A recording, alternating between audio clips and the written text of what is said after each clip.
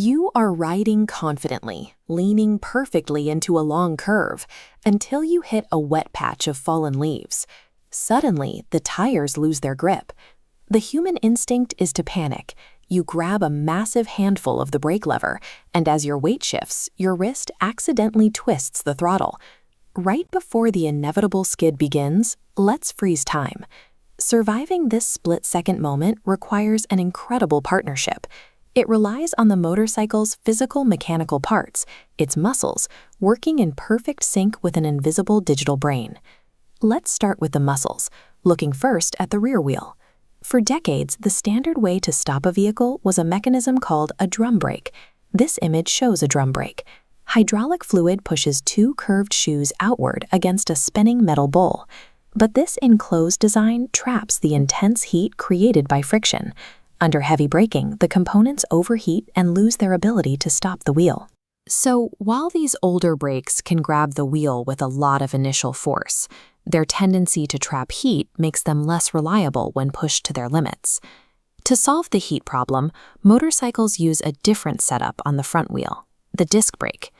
This cross-section shows the disc brake. A caliper straddles a flat, spinning metal rotor. Fluid forces pistons to squeeze brake pads against the plate. Sitting in open air, friction heat is swept away by the wind, keeping the brakes cool to maintain stopping power. But returning to our freeze frame, raw clamping power poses a new problem. If you squeeze that flat plate as hard as you can while riding over wet leaves, the wheel will simply lock up and slide. To safely navigate slippery surfaces, the bike needs a way to think before it clamps. That thinking process starts at the center of the wheel hub, with the motorcycle's digital nervous system. This diagram shows a wheel speed sensor. Attached to the wheel is a metal ring with dozens of small slots cut into it. As the wheel spins, the sensor reads the passing gaps, measuring the exact rotational speed of the tire up to 100 times every second. The bike has one of these sensors on the front wheel and another on the rear. As you ride, the system constantly compares the speed data coming from both tires to make sure they are rolling at the same pace. If the rear tire hits a slick spot and suddenly starts spinning wildly faster than the front tire, that speed mismatch acts as an instant early warning sign that the bike is losing its grip on the road. That panic signal from the wheels is sent straight to the motorcycle's central brain, a small computer known as the Electronic Control Unit, or ECU. In a matter of milliseconds, this computer analyzes the difference in wheel speeds, checks the engine status, and confirms that a dangerous skid is starting. Recognizing the danger is only the first step. The real strength of this computer is its ability to instantly step in and override your physical inputs, fixing the problem before you even realize you've made a mistake. Let's look back at the first physical mistake in our frozen moment. The rider accidentally twisted the throttle while cornering over wet leaves, telling the engine to spin the rear wheel aggressively. To prevent a wipeout, the computer activates the traction control system.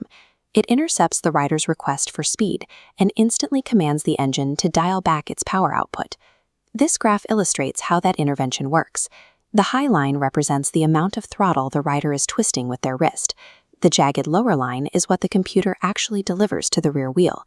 By briefly cutting off fuel or delaying the engine's spark, the system electronically lets off the gas. By ignoring the rider's heavy hand, traction control gives the spinning rear tire a chance to slow down, catch up with the front wheel, and physically reattach to the pavement. Then there's the second physical problem from our freeze frame. The rider grabbed a massive handful of the front brake lever. On slick leaves, that sudden clamping force would normally lock the wheel completely, sending the bike to the ground. Here, the computer activates the anti-lock braking system. It senses the front wheel is about to stop spinning, so it quickly interrupts the flow of hydraulic fluid pushing against the brake clamp. This animation shows exactly what that looks like. The system rapidly releases and reapplies the fluid pressure on the brake pads, up to 15 times every single second. That rapid pulsing action prevents the wheel from locking up into a solid slide. The tire can keep rolling enough to maintain steering control, while still using the mechanical friction to safely slow the motorcycle down. Unfreeze time and let the physics play out over a fraction of a second. The bike shudders just slightly, but it doesn't fall. The rider safely navigates the rest of the curve, completely unaware of the complex digital calculations that just intervened. Modern motorcycle safety relies on this high-speed partnership. The mechanical brakes provide the physical muscle to stop, but the electronic brain ensures you always keep the rubber side down.